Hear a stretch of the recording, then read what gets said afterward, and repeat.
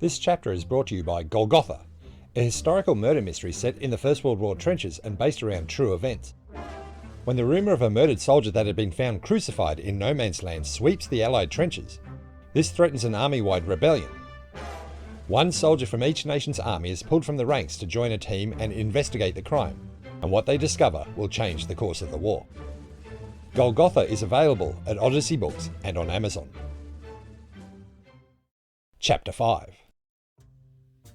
On what had once been a kitchen table, Fitzhugh pored through the reports and requests on his desk. By the end of that first day, the rumour of the crucified soldier had been passed along the entirety of the front lines, and in response he had word issued that an investigation team was being pulled together from within the ranks. This would be no headquarters-led investigation. The team was to be elected by the men themselves, tasked with examining the gruesome murder of one of their own. It did not take long for a list of proposed names to appear, but most of the men nominated were next to useless.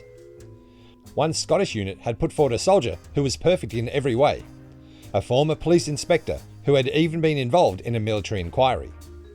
It was just a shame he'd been killed 6 months earlier, a fact Fitzhugh was positive the deceased Scotsman had been frustrated with as well.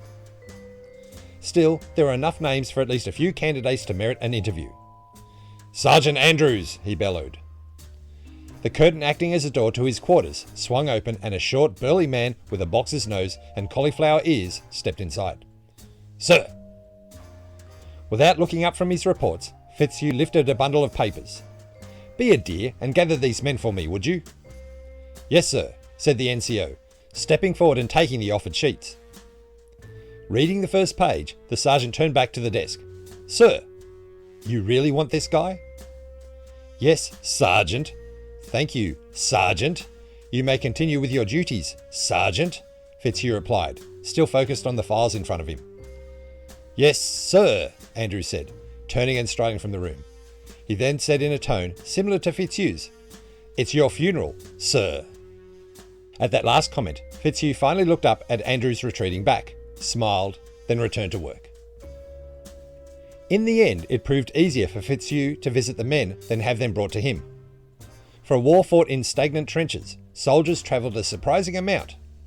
Between attacks, guard duty, time off, hospital visits, and the simple acts of eating and relieving oneself, in a day a single soldier could be any of a dozen places.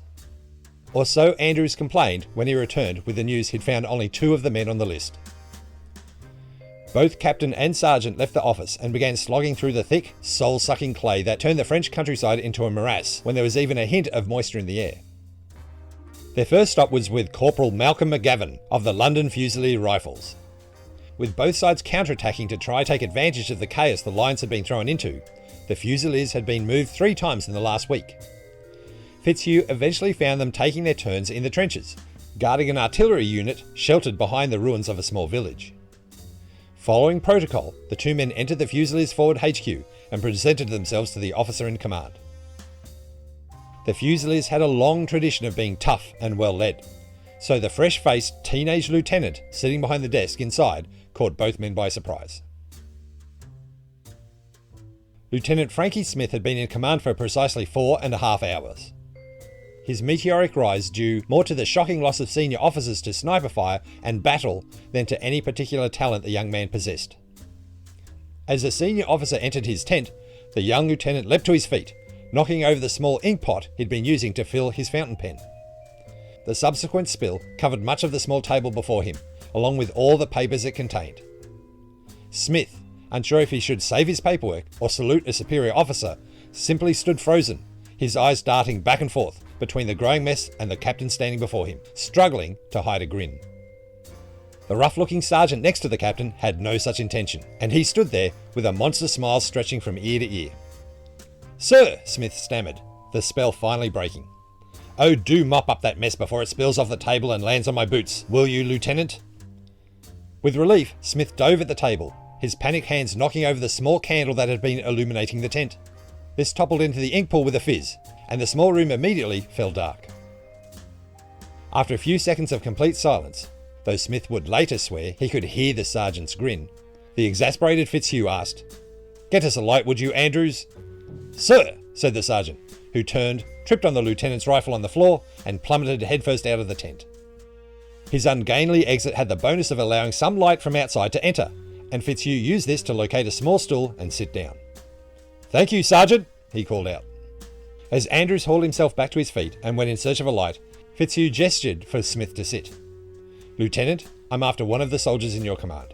This man has been chosen for a special task and is to be transferred to my office for temporary assignment." "Certainly, sir," Smith said, dabbing at the ink with an old sack that had one time held potatoes. "I don't know everyone yet, sir, but I'm certain we can find the man you need. His name, if I may ask?" "Corporal Malcolm McGavin." The lieutenant stopped cleaning and looked up from his table. "Him I know, sir." "Are you sure it's McGavin you're after?" "Absolutely certain. Why? Is there a problem?" "He's not dead, is he? That has been happening a lot lately." "No, sir. McGavin is very much alive. Or at least, he was the last time I saw him. Though with McGavin you can never tell. Someone may have shot him in the last few hours." "I see," Fitzhugh nodded, not actually seeing it all. "It's not that he's a bad guy, sir," Smith confided, cleaning his hands on the now thoroughly blue rag. "In fact, he's quite likeable. The problem is the men believe he's something of a Jonah. Wherever McGavin is, trouble is sure to follow. And though he'll be fine, it's often those with him that aren't so lucky." "Ah," Fitzhugh said, shaking his head with acknowledgement. "So he's likely up for a change of scenery then." Slapping both knees, the captain hauled himself to his feet and gestured to the tent's flap. "If you show me the way, I'll take him off your hands." The lieutenant, his thighs shining with bright blue ink, stumbled towards the flap just as Andrews returned, cradling a small, lit candle in his cupped hands. "Thank you, Sergeant. That won't be necessary now," Fitzhugh said, patting Andrews on the shoulder as he departed behind Smith. Once the candle was placed on the small table inside, Andrews joined them, and the three men set off to find their quarry. Corporal Malcolm McGavin proved to be a tall, thin man whose uniform just didn't quite fit. Both the sleeves of his jacket and the legs of his pants rode up way too high, a clear sign he was wearing clothes that weren't of his own choosing.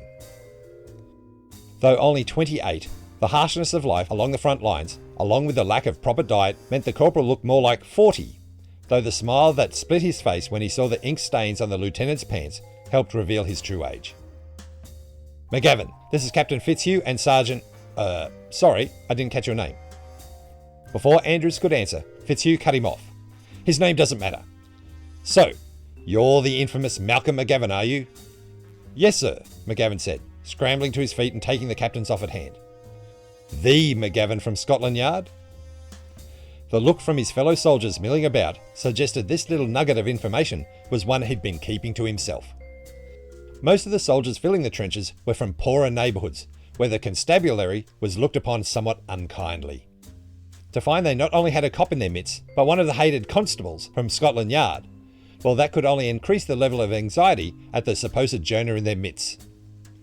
"Gee, thanks, sir," McGavin said, rolling his eyes towards the reaction of his squad mates.